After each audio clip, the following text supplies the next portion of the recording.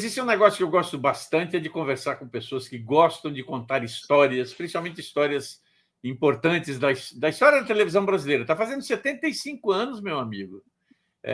Já está aí no seu jubileu de diamante. Até onde eu sei, é diamante. E essa pessoa com quem eu vou conversar agora é um dos responsáveis por livros importantes, como, por exemplo, Quando os Macacos Dominaram a Terra, que inclusive é um tema, Planeta dos Macacos é um tema que o meu amigo Saulo Adami curte, escreve, mas agora o lance dele é mostrar para todo mundo uma série de televisão que passou nos anos 70, né, que é, digamos, oficialmente é o primeiro spin-off de uma produção brasileira que ganhou uma nova série, uma novela chamada Meu Primeiro Amor, que virou Shazam, Xerife e Companhia. E quem está por dentro desse assunto é meu amigo Saulo Adami. Saulo, obrigado por você estar aqui comigo. Me conta um pouco da história do Manual da Camicleta. Camicleta, Manual dos Proprietários, ela está chegando às livrarias e ao público interessado 10 anos depois do início das pesquisas, que começou em 2015, quando eu preparei um livro para a editora Estronho, de São José dos Pinhais, Paraná, chamado Shazam, Xerife e Companhia. Aí foi o ponto de partida para chegar aonde nós estamos nesse momento. Me explica uma coisa. Pois bem, a série nasceu... Dois personagens importantes da novela Meu Primeiro Amor acabaram se transformando na série graças ao talento do Walter Negrão. Walter Negrão. O que você acha que contribuiu para que a série fizesse sucesso? Primeiro, a gente sabe que ela inicialmente era episódios semanais, num horário meio maluco, 9 horas da noite, e depois ela fez um sucesso que a Globo pediu para fazer uma novela para preencher o horário que hoje é o horário da novela das 6. O que você acha que foi o fator fundamental para que a coisa funcionasse? Eu acho assim, eram personagens muito bem-humorados, eram personagens queridos do público já desde a novela, eram bons atores, mas eles não eram só isso, a série não foi só isso. Se for analisar hoje, você vai ver que na série de televisão tem episódio com Ziembinski, tem episódio com Lúcia Alves, com Grande Otelo, tem muita gente boa. Shazam Xerife marcou a estreia, o primeiro papel, só não posso esquecer o nome agora, Mauro Mendonça, foi o primeiro papel que ele fez de vilão em O Dinheiro Perigoso. Ele estreou em Shazam, Xerife e Companhia. Tem muita gente boa ali. Muita gente boa. Só lembrando que às vezes as pessoas não juntam, né, um com o outro, mas o Mauro Mendonça é o marido da Rosa Maria Murtinho, né? Isso, ela também trabalhou lá. Ela também passou por lá. Muita gente conhecida. E a grande atração, depois dos dois personagens principais, a grande atração era o veículo, a camicleta. A camicleta era um veículo do tipo veículo circense, em que explodia tudo, saía fumaça, ela andava sozinha, ela tinha vontade própria, e tanto é que no último seriado, A Bicicleta Voadora, a camicleta se apaixonou pelo reboque do Formigão. Era o personagem do cara que tinha um ferro velho, e ela se encantou pelo reboque. Foi o romance da camicleta, foi A Bicicleta Voadora, a última série com 30 e poucos episódios. Então era isso, era divertido. O que eu achei interessante é o seguinte, foi o último arco de história do seriado, foi a Bicicleta Voadora. Mas isso. A história da bicicleta nasce na novela, não é isso? Nasce na novela. E aí o objetivo deles de seguir caminho com a camicleta para chegar em São Paulo e construir a Grampoleta, que eles conseguem no último capítulo, no penúltimo capítulo, antepenúltimo. Grampoleta é legal, né? E aí botam ela para voar. Então, quer dizer, muito antes do Spielberg, o Brasil botou uma bicicleta voadora, só que não eram ETs, eram brasileiros, que eram quase ETs para a época, fazendo isso. Né? Então, era divertido. A série era uma diversão só. Aí as pessoas pensam assim, que legal, né? Então, em plena ditadura militar, eles não se incomodaram com a censura. A censura bateu em cima, tu acredita? Mesmo? Pelo seguinte, tinha muita cena das crianças brincando livremente e tal. Aí um dia um censor entrou em contato, só não sei te dizer com quem, mas isso está nas revistas da época, dos repórteres que faziam a cobertura, que o censor entrou em contato dizendo assim, olha, vocês não podem escrever coisas assim, das crianças rolando na lama, o que é isso? Isso pode incentivar as outras crianças a fazer isso também, mas o que faz a criança? Que graça tem a criança não poder fazer isso? Não brincar na lama, não correr na chuva. Era uma série que não incomodava ninguém, mas se incomodou com a censura, veja, né? E não defendia nada, assim. Ela não... Provavelmente ele deve ter tido um filho que saiu na chuva. Onde é que você fez isso? Não, porque eu vi na televisão. Isso, pronto, acabou. Então eles se incomodaram com a censura, veja só, né?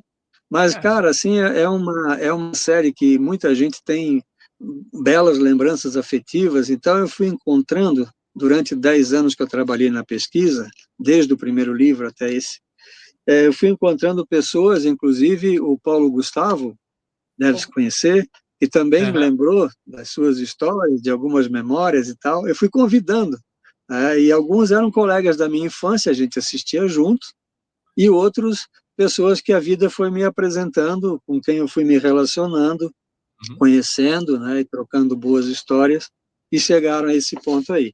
Aí eu queria te mostrar, inclusive, para quem está nos vendo, uma coisa que nós fizemos, que era um sonho antigo, tanto do Flávio Migliaccio quanto do Walter Negrão. Eles gostariam de ter escrito uma história em quadrinhos com Shazam, Xerife e Companhia.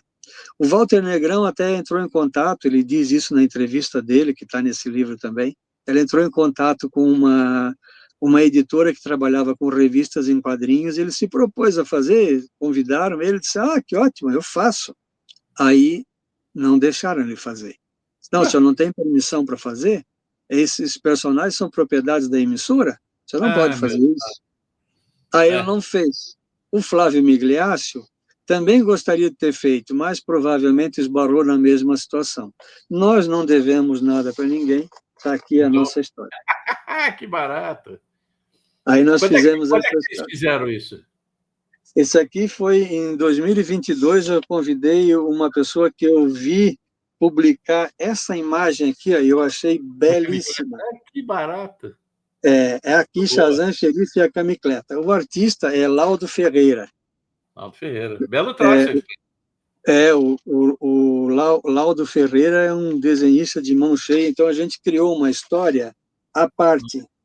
Nós criamos eu escrevi o roteiro e ele criou uma história que basicamente é a seguinte: depois que Shazam e Xerife voltam para casa, porque eles voltam para casa no final da série, fica um hiato entre eles voltarem, entre o tempo que eles voltaram para casa e uma participação especial que eles fizeram na telenovela Era Uma Vez, que também é do Walter Negrão, é de 98. Então, de 73 a 98, nós tínhamos um buraco na história. O que fizeram Shazam e Xerife de 74, quando a série foi reprisada, e eles voltaram para casa, até 98. Aí eu bolei essa história e disse, escreva a história que eu faço o desenho, tranquilo, vamos fazer uma parceria bacana aí. Aí eu fiz a história, que é eles bem-sucedidos, com a sua oficina de bicicleta moderna, os pais não vivem mais, que já eram idosos, eles já estavam em uma certa idade também, e daí eles pegam um jornal saindo na rua, porque o xerife não lê, é analfabeto. Na série, às vezes é, às vezes não. Né? Aí o Shazam passa um garoto vendendo o jornal, não, eu não quero, diz o xerife. Não, eu quero. Shazam, deixa eu ver isso aqui. Comprou, aí abriu o jornal e o jornal falava da morte do formigão. Aí ele disse, puxa vida, seu formigão, gente boa, amigo nosso, né? Aí o xerife pergunta assim, pois será que a Camicleta está lá ainda? Porque a Camicleta foi embora com o formigão no final da novela, do seriado. Vamos lá ver. Aqui tem o endereço, vamos lá ver. Chegaram lá, o sobrinho do formigão recebeu os dois e disse, olha, o meu tio sempre falava de vocês e ele deixou uma coisa para vocês aqui. Aí eles entram num galpão imenso e lá naquele galpão o cara acende as luzes, tira um pano que estava cobrindo, e lá está a nova camicleta para eles trabalharem, se eles quiserem trabalhar, e se um dia viessem visitar o formigão, seria dado de presente por ele. E junto vem o manual da camicleta. Camicleta, manual dos proprietários. Está aí, ó, fechamos a história. Aí o livro ficou Camicleta, manual dos proprietários, e foi uma grande alegria trabalhar com o Laudo. Também tem criações aqui do Clóvis Paulo Stocker, não sei se conheces, ele é catarinense, da minha cidade de Brusque, e ele fez essa belíssima homenagem aqui, ó, quando faleceu, antes de falecer o Paulo José, né? Já está o xerife lá em cima com a bicicleta voadora e o Paulo aqui embaixo. E aí acontece que, na sequência, nós tivemos a perda do Paulo, né? No outro ano. Aí o Stocker criou isto aqui, ó, o encontro dos dois no céu. Que barato. Cara, ficou muito bonito. É bonito mesmo. E também tem um outro artista que, na verdade, ele é mais conhecido como roteirista do que desenhista. Ele trabalhou com o Maurício de Souza, é o Gerson Luiz Teixeira. O Gerson criou aqui, ó, a camicleta na visão dele. Muito legal. É um livro assim escrito não por um autor, mas por vários, né? Por vários colaboradores, pessoas que deram depoimento, pessoas que se emocionaram falando disso de novo. E a gente deu muita risada durante esse processo todo. E aí eu lancei a primeira edição dele em março de 2022. E algumas pessoas me perguntaram assim, tá, cara, mas se tu não terminou ainda de encontrar as coisas, de entrevistar as pessoas que gostaria, vai lançar para quê? Pois é, vou lançar para quê? Vou lançar para chamar a atenção dos que ainda não prestaram atenção no que está sendo feito. Eu preciso acessar pessoas, eu preciso acessar acervos, eu preciso falar com o Paulo Gustavo. Como é que eu faço para falar com o Paulo, porra, que não se acha? Né? Eu não tenho um contato. E aí eu fiz lançamento, fui em 5 capitais lançar o livro, do Rio Grande do Sul até o Rio de Janeiro. E começaram a aparecer as pessoas que eu nem imaginava que um dia eu fosse encontrar. Legal. E entre essas pessoas, o filho do Flávio Migliaccio, o Marcelo, gente muito boa, a viúva do Flávio, a mãe do Marcelo também, eu encontrei nessas jornadas.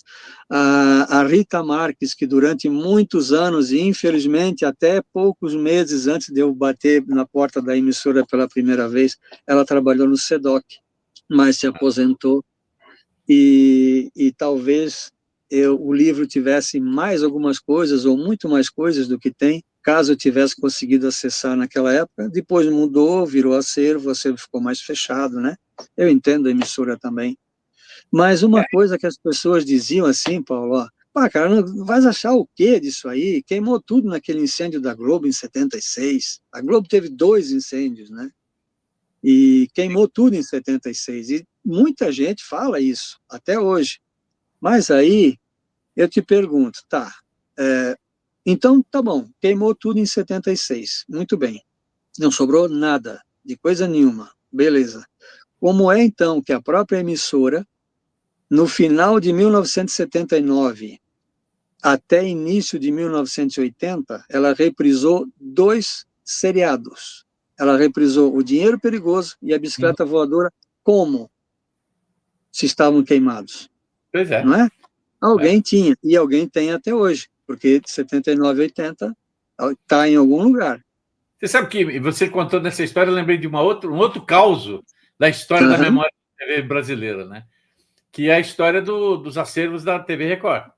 Isso. Existe uma lenda urbana, né, que todos os principais programas que a Record fez no finalzinho dos anos 60, 70, que é Jovem Guarda, os festivais, uma boa parte sei lá, dos humorísticos e tal, os videotapes foram usados como uma espécie de pagamento para um grande empresário que cuidava de alguns cantores famosos da época. E esse material estaria guardado em algum canto perdido na vida e tal. quando me contaram esse caso, eu falei assim, olha, eu não duvido que isso possa acontecer, porque se tem a velha história de que lá na TV Tupi, os caras reaproveitaram videotapes com jogos de futebol lendários, com Pelé, Tostão, etc, etc, porque não, alguém não faria um negócio desse, olha, nós estamos te devendo, então toma aqui, ó, você fica aqui como guardador fiel, porque tem essas histórias juridicamente falando, né? E como eu sempre achei essa história muito fantasiosa, até o dia em que, conversando com o criador do Vigilante Rodoviário, né? Sim. O Ari Fernandes falou, a gente estava fazendo, eu estava participando de um documentário sobre uma nova pintura do Pacaembu, a BASF, né? Assumiu a pintura e tal, não sei o quê. E ele estava fazendo esse documentário para a BASF e tal. E aí, no meio da história, eu falei assim, olha, eu lembrei para o roteirista que ele não precisava só focar na história de futebol, porque tem tênis, a Maristel Bueno jogou lá, e tem alguns episódios do Vigilante Rodoviário que foram rodados lá. Aí fui atrás do Ari e tal, e ele me falou que, não, eu tenho 32, acho que 32 episódios do Vigilante Rodoviário em película 16, tá? Isso. Guardados num como é que é o nome? Não é numa loja, numa videolocadora. Olha. Aí eu fui atrás. Cara, mas assim, sabe quando você fala assim, meu Deus do céu, a memória da televisão brasileira está atrás de um monte de caixas em latas, né? Porque 16 milímetros, mas juntando pó. Né? Eu fiquei muito satisfeito quando alguém resolveu lançar o DVD com cópias restauradas, porque o Canal Brasil, né, ia começar a passar. Pelo menos salvaram isso. E hoje está disponível na Amazon, no Look, está em vários lugares, para quem não conhece Vigilante Rodoviário. E eu acho sensacional um trabalho como você faz, que fez nas outras séries, porque assim, se a gente que gosta não pesquisar e fazer a coisa funcionar, meu amigo, essa história vai morrer e vai morrer triste, porque camicleta, o que é isso? É uma cama? É alguma coisa? Não, vê o livro, entenda o que é a história da televisão. E meu caro Saulo, é assim, hoje em dia, né, as pessoas esquecem com uma facilidade abissal o que é o passado, como ele representa o nosso presente e, quem sabe, o futuro. Né? Então, quando você pega um trabalho como esse, você fala, é isso aí, chuta o pau da barraca, vamos lá, vamos divulgar, porque vale a pena. Você considera que esse foi o seu melhor trabalho literário em relação à história da televisão? Com certeza. Em relação à história da televisão, é o mais profundo. Como diria o Raul Seixas, é largo, raso e profundo, porque são 424 páginas sem acessar um documento oficial.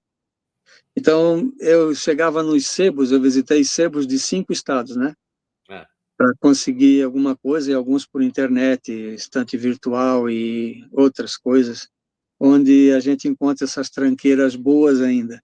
E então, eu lembro que eu cheguei num sebo aqui em Curitiba, tinha um casal, assim, de uns 70 e poucos anos lá, um dia quente para burro, uma tarde, e eu cheguei lá e disse, eu estou procurando umas revistas da Rio Gráfica Editora chamadas Cartaz. O senhor tem essas revistas? Ele me olhou de cima a baixo, né? Nunca tinha entrado lá. Cartaz? Que ano? 1972, 1974. Ele encostou assim na estante de livro, como quem está desanimado. Disse assim, meu filho, tu sabe o que tu está me pedindo? Você está me pedindo uma revista que tem mais de 50 anos? Como é que eu vou achar isso? Aí eu comecei a rir junto com ele, porque nem eu tinha me tocado da idade que tinha isso, ou seja, nós somos da idade da revista, né? Eu fiz 60 agora. Então, disse, realmente, mas eu não tenho outra opção. Eu disse, e aí expliquei aquilo que eu estava fazendo. Eu disse, te desejo boa sorte, mas vamos tentar, ver se a gente acha alguma coisa aqui. Achamos uma. E eu comprei a revista dele, e foi uma revista fundamental, porque essa revista praticamente me deu o final da história da telenovela. Mas, entre compra direta em sebo e tal, teve revistas como a própria cartaz, teve um exemplar que justamente tinha o último capítulo, como é que a novela termina, tinha Shazam Xerife e a bicicleta voadora decolando na capa, 300 paus eu paguei, em Uau! 2021. Mas eu pensei, bom, só tem uma, talvez nunca mais passe pela minha mão, eu vou catar essa revista. Se é verdade ou mentira, porque às vezes eles fantasiavam um pouco os capítulos, né, nas divulgações, mas enfim, catei, peguei. E ela me deu o final da história. E assim, muita coisa a gente ainda consegue resgatar nesses lugares que felizmente ainda estão abertos, mesmo pós-pandemia, porque muita coisa fechou, né? Muita Isso é verdade. empresa de todo que é tipo, e eles estão aí, firmes e fortes, né? E cada vez mais aparece material, às vezes coisas raríssimas, eu nunca imaginei que conseguiria tanto material. Se eu te dizer que aqui na minha casa eu tenho mais de 50 exemplares da revista Cartaz, que vão Ah, me ser úteis não só para Shazam Xerife e Companhia, mas para outros projetos que eu hum. tenho. E, assim, quando se fala em Planeta dos Macacos, por exemplo, é meu projeto vitalício de arqueologia cinematográfica. Isso aí, enquanto eu viver, eu vou pesquisar, publicar, qualquer coisa. E Shazam Xerife e Companhia é o meu projeto vitalício de arqueologia televisiva, vamos dizer assim, de teledramaturgia. Eu gosto da série, sempre gostei, e agora eu assisto de novo esses episódios, os poucos que foram resgatados, com saudade, porque o livro, Paulo, não é só a história de uma série de televisão com dois malucos que querem voar com uma bicicleta. É a história da televisão brasileira também. Conta toda a Sim. história da teledramaturgia nacional. Ele fala, por exemplo, das outras séries de estrada, porque Shazam Xerife é uma série de estrada, né? Sim. Nós tivemos Carga Pesada, Sim. famosíssima nos anos 70, 80, depois teve nova versão, né? Novos episódios. E é uma série que divertia as pessoas num tempo, por exemplo, que antes de 1970, eu assistia televisão no vizinho, nós não tínhamos televisão. A televisão entrou lá em casa na Copa do Mundo. Meu pai tinha um comércio, que teve durante mais de 40 anos com a minha mãe, e a televisão que chegou lá em casa, a gente pensou, que legal, né? É bom, vamos ter uma televisão em casa. Em casa não, ela fica lá no comércio. Fica lá para que o público assista. Eu assistia no meio de todo mundo. Que Então, barato. todo mundo ia lá em casa para assistir telenovela, seriado de televisão, Paladino do Oeste, Kung Fu e mais um monte de coisa. Nós assistíamos todos juntos, né, no comércio, interrompido por uma coisa ou por outra, mas a gente assistia. E lá eu assisti O Primeiro Amor e Shazam Xerife e Companhia. Então, muitos colegas de escola não tinham TV e iam lá assistir junto comigo. Eu era filho único até os meus 23 anos, então eu Uhum. tinha uma porção de colegas com quem eu dividia essa alegria de assistir a série, né? Era muito bacana. E A lá era um gente. tempo, cara, que era só preto e branco, né? Se é preto e Só preto branco. e branco. A pessoa não tem noção disso. Nada, nada. Eu lembro de uma coisa que aconteceu na minha família, que minha mãe comprou uma televisão para dar para minha avó, lá no interior de Minas. E quando a gente Uhum. foi levar a televisão, né, para ela, a coisa mais interessante é que, a partir das 5 horas da tarde, as pessoas batiam na porta e falavam, posso assistir televisão? E aí ficava assim, Uhum. na sala, 30, 40 pessoas sentadas, É, é. assistindo. Eu não lembro, nem lembro mais, porque era tanta gente que eu não lembro, mas tudo quietinho, tal. Quando dava 9 horas, bom, gente, acabou a sessão de hoje, vamos embora. E no dia seguinte a mesma Aham. coisa. Assim, Aham. durante o mês que a gente ficou lá, todos os dias, depois que a Todo dia. televisão foi instalada, o pessoal estava lá assistindo a então TV Itacolomi, lá de Minas, que na realidade era a TV Tupi. Né? Mas quando Tupi. você fala da pesquisa, me lembra, às vezes eu fico aquele negócio desesperado quando eu vejo muita besteira sendo escrita. É. E uma das coisas que sempre me encheu um pouco o saco era quando é que Jornada nas Estrelas passou no Brasil. Né? Eu tinha a ideia que era assim, no começo de 69, porque dificilmente uma série que faz sucesso nos Estados Unidos vinha logo no ano seguinte, é diferente de hoje. Né? Demorava Aham. 2, 3 anos para entrar na grade de programação, que foi o caso da de Jornal nas Estrelas. João. E estava lá um belo dia, eu fiz uma pesquisinha em jornal, que eu tinha ido na Biblioteca Mário de Andrade, mas eu não estava... Eu publiquei até um vídeo falando, olha, sabe que eu esqueci quando é que foi, mas foi em janeiro de 69, se é a data específica. Porque eu tive um embate com um amigo meu, que um amigo dele falou, não, aquele vídeo que o Paulo Gustavo falou, não, está errado, porque em 68 teve Jornal das Estrelas. Falei, porra, aonde eu vou procurar isso? Eu já tinha procurado na Biblioteca Mário de Andrade, onde tem jornais. A hemeroteca deles é muito boa. Mas eu lembrava, na época que eu trabalhei na TV Cultura, que a biblioteca da TV Cultura tinha uma coisa fantástica, que era a revista Intervalo. Ah, né? Pois é. E aí, depois que passou a pandemia, tal, eu entrei em contato com uma amiga minha que trabalha lá e ela me deu acesso e eu fui lá pesquisar. Foi a coisa mais fantástica que eu fiz, porque eu não só cruzei as informações do Estadão, da Folha e do Globo com uma revista que circulava, teoricamente, só no eixo Rio-São Paulo. Né? Uhum. Cara, foi muito legal, porque, de repente, você olha lá, Jornal das Estrelas aqui, ó, nesse dia aí você pega... aqui, então é essa data... redondinha, né? Uhum. Eu gosto muito dele. E assim, tem outro projeto que você está desenvolvendo que tem esse tipo de pesquisa que você acha que seria fundamental publicar um livro? Olha, eu tenho há 3 anos um trabalho, acho que mais. Foi antes da pandemia. Eu comecei a escrever uma história que eu já estou com a parte principal dela concluída. Tem mais de 140 páginas de originais, não estou falando de imagem, estou falando só de texto, que assim como o Primeiro Amor, que virou Shazam, Xerife e Companhia, ela era uma telenovela de 1973, que virou um seriado de televisão da década de 80 para 90. O Bem Amado. Eu gosto muito dessa história. Eu gosto muito do personagem do Odorico Paraguaçu e companhia, Zeca Diabo e tal. E o Odorico, ele tem o odoricário, que é o próprio vocabulário dele. O Zeca Diabo tem o zecário, que é o dele também, né? Os trejeitos e as maneiras e as expressões específicas. E agora, em função de Shazam, Xerife e Companhia, da Camicleta, eu não tinha tempo para desenvolver ou para concluir esse trabalho. Agora eu vou ter. Então, até o ano que vem, eu quero deixar isso concluído. E vem aí, então, o Desdefunto de Sucupira, para não dar problema de direito autoral.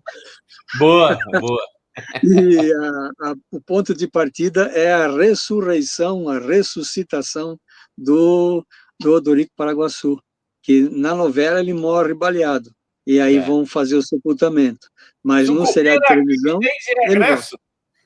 Isso. É bem isso aí. E foi um seriado longo, teve 5 temporadas, foi muito grande, e o mais curioso é que o autor escreveu todo, né? Pois é, ué. O Dias escreveu as histórias todas. Agora, então, a coisa mais bizarra é quando ele morreu, o Dias Gomes morreu, aí você vai, óbvio, o Jornal Nacional publica as coisas que ele fez e tal, e você, acredite, sim, na época, eles não conseguiram usar uma imagem da novela original, tiveram que usar o seriado. Isso. Meu Deus do céu, né? Isso mesmo. Deve ter tido alguma briga interna, porque realmente é briga interna da área de produção com jornalismo. Isso é velho. E agora, por exemplo, existiu, né? Já foi lançado, eu tenho o Bem Amado em DVD, na época, e saiu a telenovela. Só não tem o seriado, né? Poderiam ter feito o seriado também. Pelo menos, eu não vi que tenha o seriado. Porque depois de um certo tempo, o DVD começou a, digamos assim, não era tão rentável. Aí inventaram o Blu-ray. Vamos fazer em Blu-ray. Isso. Aí, nesse meio tempo, entrou o streaming e acabou com tudo. Eu sou um colecionador, não dá para você ver daqui, né? Porque eu estou terminando de montar aqui nesse quarto as prateleiras de todos os seriados que eu tenho. Isso é só seriado. A parte de cinema fica na sala. É para o pessoal, nossa, quantos filmes, né? Mas, na realidade, os caras deixaram de fazer. Então, e com o advento do streaming, Você tem o Sim. grande problema é que, dependendo do tipo de série que tem, se, por exemplo, for uma série que tenha uma das que eu sempre cito, né, que é o Lei e Ordem. Você tem na Sim, que Netflix, eu gosto muito. ou na Amazon, as 10 Amazon. primeiras temporadas de uma série que já está na 24ª, mas não tem para frente. Por quê? Uhum. Não sei. Não se Né? sabe. É uma pena, porque é uma série que vale. E outras, né? Séries brasileiras, então. Tem série brasileira que foi produzida pela HBO, que saiu por causa da mudança que teve da corporação nos últimos anos e tal. A Amazônia, né? No final das contas, ninguém respeita a memória de um modo geral. É triste, mas. Isso aí, é bem isso aí. Parece que quando se trata de produto brasileiro, parece que fazem até força para É. desaparecer alguma coisa. Né? É Eu achei triste, cara, é muito interessante. triste. Eu achei interessante todo esse trabalho que você falou, inclusive quando você cita o Mauro Alencar, Uhum. Marcelo Alencar. Né? Você sabe que não sei se foi durante quando eu estava escrevendo o Almanac ou depois, sei lá, só por curiosidade, eu conversei com Uhum. ele sobre uma série dos anos 60, estrelada pelo Ted Boimarino, que era um episódio, uma série semanal, né? Uma Semanal. espécie de Flash Gordon, né? Com o Ted Boimarino. Uhum. Achei. E Isso. eu não consegui achar a referência dele, aí ele me passou o nome da série, porque ele tinha um Uhum. histórico, uma história muito boa, né? O Mauro é um grande pesquisador da teledramaturgia. Mauro, E porra, eu tem falei Marcelo, Mauro. ih, já tá mudando Ma- o nome das pessoas. Viu, Paulo? Eles às vezes perguntam, mas é Saulo, não é Paulo? Eu disse, não, eu não me converti ainda, é por isso eu tenho o nome original. Tem esse detalhe, né? É. Agora, você está circulando o Brasil inteiro mostrando o livro, é isso? Não, eu não estou conseguindo fazer isso porque eu tenho bastante trabalho também naquilo que eu faço hoje, que é a minha vida, é escrever livros sob encomenda, escrever Ah, biografias, escrever histórias de cidades, de instituições, de entidades, né? Então eu não tenho o tempo livre que eu gostaria. Mas já foi feito o lançamento, que é tido como lançamento nacional, no dia 5 de maio, na Faculdade de Belas Artes, onde uhum, tem o acervo do Mauro Alencar, aí em São Paulo, foi feito no legal. dia 5. Agora, dia 25 de junho, na cidade onde eu nasci, que é em Brusque, Santa Catarina, vai ter o lançamento durante a Festa Literária de Brusque, a FLIB. Que A legal. FLIB existe há alguns anos, eu fui convidado para ser o autor convidado, o autor destaque, o tema destaque da feira, então, bem contente, né? 75 anos da televisão brasileira, começaram a aparecer as histórias. E É, hoje, coincidentemente, hoje que é dia 20 de maio, foi feito a confirmação do evento em Curitiba. Vai ser lançado no Museu da Imagem do Som do Paraná, o que livro. legal. A gente só falta definir o dia, mas vai ser em julho. Então, maio, São Paulo, junho, Santa Catarina, julho, Paraná. Eu ainda gostaria de fazer no Rio Grande do Sul e no Rio de Janeiro, pelo menos. Rio de É, Janeiro tem um público bem interessado, bem bacana lá, onde eu já estive, e foi muito bom o evento lá. legal. Saulo, obrigado pelo papo, foi muito esclarecedor e eu espero que você continue esse trabalho fantástico de registrar a Muito história da obrigado. televisão brasileira, né? Porque se você não faz, não dá para É, fazer tudo. alguém tem que fazer alguma coisa, né? Exato. E é bom a gente ver assim que tem pessoas interessadas naquilo que a gente faz e interessadas em cooperar, porque é muito interessante o que aconteceu durante a preparação do livro, por exemplo, como eu fiz o convite para ti escreveres alguma coisa, eu fiz para outros também. Ninguém disse assim, eu vou dar uma pensada. Não, que legal, que bom, puxa, É, ótimo, vamos escrever sobre isso, vamos desenhar, vamos. Então foi assim, sabe, foi bem legal, e ninguém hesitou em dizer eu vou participar. Então, assim, devagarinho, né, a gente vai conseguindo levar adiante. Eu tive sorte de encontrar uma assessoria de comunicação, que é a LC, aí de São Paulo, e também em Santa Catarina, divulga especialmente livros, né, me ajudou muito, está ajudando. Estou recebendo Legal. convite de todo lado. Ótimo. E também, assim, botei numa distribuidora que está fazendo esse trabalho, que é a Loyola, coloca em alguns lugares, coloca em sites e tal, porque a gente sabe que aquela ideia que alguns têm de que o meu livro vai ser um best-seller, não é assim, né? Não Não é é tão assim, as simples, coisas né? não acontecem assim. Ainda mais um tema cinquentenário, né? É, Então, as pessoas que, na verdade, curtiram de verdade, já têm a faixa dos seus 60, 70 anos, então tem que aparecer um público novo, né? E o trabalho que a gente faz de resgate e tal, é para o público novo também, mas claro. principalmente para o de sempre, o fiel, né? É isso aí. Eu te Beleza. agradeço muito, Paulo. Sempre é bom falar contigo e que continue esse teu trabalho, que é muito legal. Eu tenho trabalho teu aqui em casa também, que eu uso como fonte, usei como fonte também no Camicleto. Quero fazer chegar um exemplar para ti. Ah, legal. Vai ser muito legal. Muito obrigado pela Mas eu oportunidade e só a aceito todos. autografado, tá? Senão não adianta mandar. Ah, é? É bom saber. Com certeza vai autografado. Muito Beleza. obrigado. Obrigado aos que nos acompanham também. Foi um prazer.